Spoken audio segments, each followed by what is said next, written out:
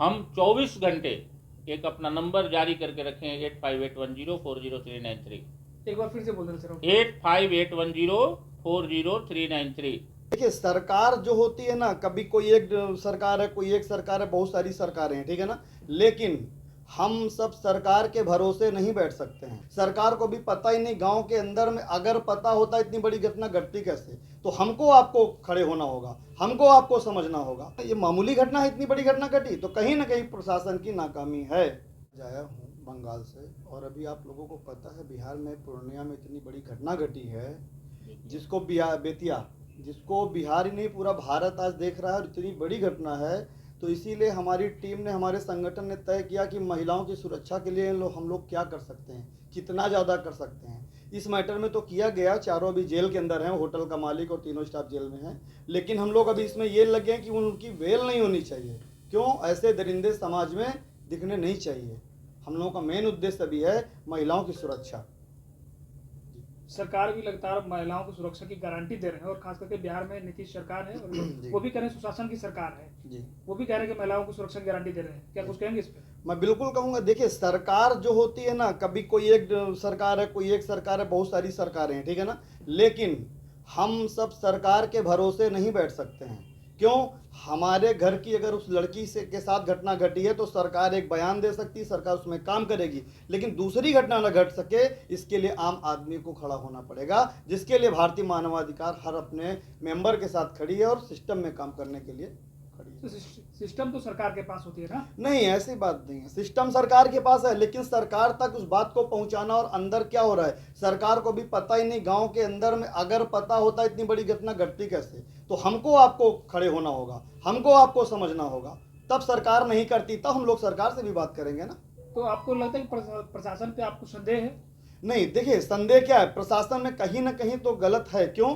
क्योंकि क्या हो रहा है कि प्रशासन का डर नहीं समाज के अंदर, तभी तो ये घटना घट रही है। प्रशासन का अगर डर होता तो ऐसी घटना घटती नहीं है। आज बताइए, ये मामूली घटना है, इतनी बड़ी घटना घटी तो कहीं ना कहीं प्रशासन की नाकामी है। सर, उस घटना को एक बार जिक्र करना चाहेंगे आप? क्या जानना चाहते हैं उस घटना के उस घटना के बारे में आप अपने तरीके से क्या जिक्र करना चाहेंगे? देखिए, उस क्या बताना चाहेंगे लोगों को? उस घटना के विषय में मैं यही बताना चाहूँगा कि हमको आपको समाज में इस तरह से अपनी दृष्टि रखना है कि समाज के लोगों में ये दिमाग की गंदगी निकल जाना चाहिए, जो गंदे लोग हैं, कि ऐसी घटना दोबारा नहीं घटे। हमको आपको जागरूक करना, समाज को, जो भेड़िए हैं ना, इनके ऊपर अंकुश लगाना होगा। हम आप चाहेंगे तभी पुलिस प्रशासन काम कर सकती है, तभी कोई नेता समाज काम कर सकता है।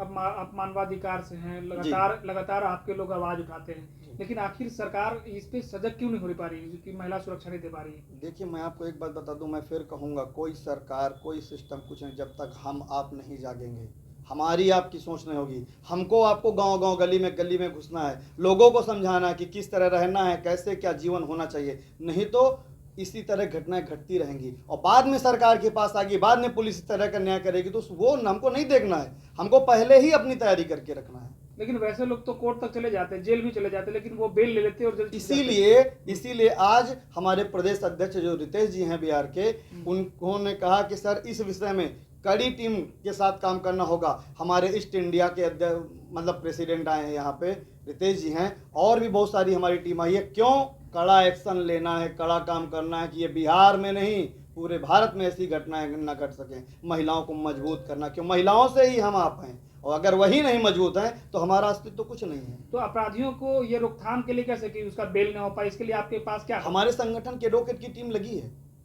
तो लगी है, वो लोग अपने सिस्टम में काम कर रहे हैं। तो क्या है सिस्टम आपके पास? देखिए, बहुत सारे ऐसे सिस्टम हैं हम जो आपको खुल के नहीं बता सकते हैं, समझे ना, क्योंकि जो अपराधी होते हैं ना, वो आखिर मानवाधिकार पे लोगों का भरोसा हो तो मतलब किस सिस्टम क्या है आपके पास जो लोग भरोसा कर सके कि हमें वहां से ये मतलब विश्वास हो कि लोग वहां न्याय मिल जाएगा? मैं आपको बताना चाहता हूं कि आज हमारे भारत के हर क्षेत्र में हमारी टीम काम कर रही है, और लोगों की मदद हो रही है। लोगों को विश्वास हमको बोल के नहीं दिखाना पड़ेगा, क्योंकि लोग जानते हैं हम लोग किस स्तर में काम कर रहे हैं, वो फैमिली भी जानती है हम लोग किस स्तर में काम कर रहे हैं। संगठन मैं कर रहा हूँ सर, संगठन आपकी काम कर रही है, लेकिन लोगों को ये विश्वास कैसे हो कि जो अपराधी को बेल मिल जाता हो, ये मानवाधिकार के लोग रोक लगाएंगे, रोकथाम करेंगे, इसके लिए क्या है? मैं आपको फिर बता रहा हूँ, जैसे अभी जिस फैमिली में घटना घटी है उस फैमिली को ये बात पता है कि उसके साथ क्या हम लोग मदद कर रहे हैं, किस तरह से कर रहे हैं, तो उनको पता है। इसी तरह वो भी 4 आदमी को बताएंगे, 4 से 40 लोग जागते चले जाएंगे, तो मजबूती अपने आप समझ में आ जाएगी हमारा संगठन किस हिसाब से काम कर रहा है। अच्छा, तो ये सर हैं जी, ये हमारे बिहार प्रदेश अध्यक्ष रितेश जी। अच्छा, सर क्या कुछ कहेंगे, जिस तरह से इन्होंने कहा कि अपराधी को जो बेल हो जाता है हम उस पर रोकथाम करेंगे, कैसे रोकथाम, आखिर आपके पास सिस्टम क्या है, कैसे रोकेंगे? पहला प्रश्न आपका जी। था घटना घटी कहाँ। हम्म, मैनाटांड़ एक जगह है बेतिया में, पश्चिमी चंपारण में। मैनाटांड़ में एक लड़की अपने कंप्यूटर क्लास के सर्टिफिकेट के लिए जाती है, उसके दोस्तों के द्वारा उसे बहला फुसला कर नरकटियागंज ले जाया जाता है, उस होटल में रखा जाता है। वहाँ उस लड़की के साथ रेप होता है, होटल का मालिक भी उसमें शामिल है। मेरे पास उसकी FIR की कॉपी है और सारे बयान है मेरे पास, मैं उस पर काम किया हूँ। वहाँ यहीं बुद्धा कॉलोनी में रहने वाले कोई राणा प्रसाद हैं, वहीं IO हैं केस के, वहीं थाना इंचार्ज भी है मैनाटांड़ थाना के। वो लड़के भी गिरफ्तार हुए हैं, हम लोगों ने प्रथम दिन आवाज़ उठाया था। यही 19 तारीख की घटना है, जो 19 बीता है आपका, 19 जून की रात की घटना है। तो और आपने 20, 21 तक, 22 तक सभी अपराधी कस्टडी में आ गए हैं। दूसरा प्रश्न आपका ये था कि आप कैसे रोकथाम के लिए कि उसको बेल नहीं मिले। पहली बात, आपने दिल्ली में भी जो घटना हुई थी, याद है ना आपको, जिसको दामिनी का नाम दिया गया था। मैं आपको एक बात बताता हूँ, मेरे संगठन का सबसे पहला कर्तव्य है कि हम महिलाओं को अधिक से अधिक सुरक्षा दे सकें और सरकार से दिलवा सकें। हम न्यायालय नहीं है, न्यायालय बैठा है उसके लिए कि उसको बेल देगा या नहीं देगा, लेकिन अगर बेल देता है न्यायालय तो मैं उसके खिलाफ आवाज़ जरूर उठाऊंगा कि ऐसे लोगों को बेल ना दिया जाए। केंद्र सरकार भी कर सकता, एकदम जाएंगे कोर्ट तक, एकदम कोर्ट तक जाएंगे। केंद्र सरकार जो है, माननीय मोदी जी जो हैं, अमित शाह जी ने भी अपने स्पष्ट बयान में कहा है कि जो महिलाओं के साथ दरिंदगी का व्यवहार करता है उसे किसी भी तरह की माफ़ी नहीं मिलनी चाहिए, उसको माफ़ नहीं किया जाना चाहिए। और यह बात इसलिए लागू होती है कि जो घटना वहाँ हुई है कल हमारे बहन बेटियों के साथ भी हो सकती है। दरिंदे समाज में कोई माथे पर लिख कर नहीं घूमते हैं, वो सामान्य हमारे आपकी तरह घूम रहे हैं। और दूसरी बात कि ऐसे अत्याचारों पर अंकुश लगाने के लिए जागरूकता जरूरी है। सरकार कुछ नहीं कर पाएगी, मैं कुछ नहीं कर पाऊंगा, मैं सजा के लिए आवाज उठाऊंगा और सरकार 1-2 घटना में सजा दे भी देगी, हम इसको मान कर चलते हैं।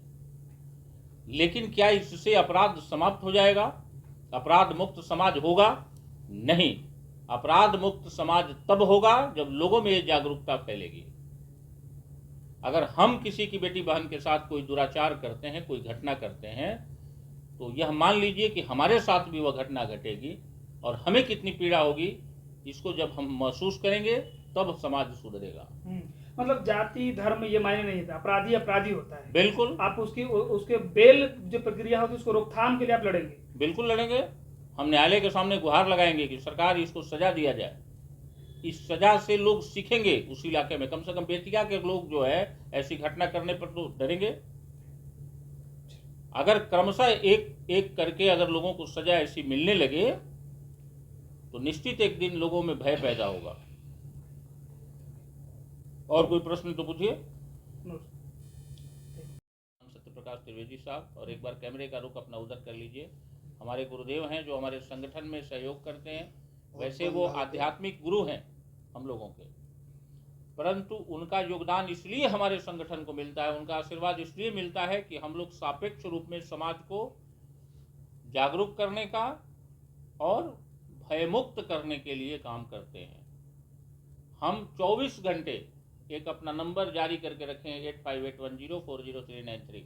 एक बार फिर से बोल दें सर। 8581040393। इस नंबर पर कहीं कोई घटना होती है आप हमें व्हाट्सअप करें या व्हाट्सअप कॉल करें। मुझे जानकारी जितने बजे मिलेगी, अगले मिनट संबंधित थाना को खबर, और अगले 5 मिनट के भीतर मेरा कदम अपने फ्लैट से नीचे उतर जाएगा, भले रात के 2 बज रहे हो। ये गारंटी है।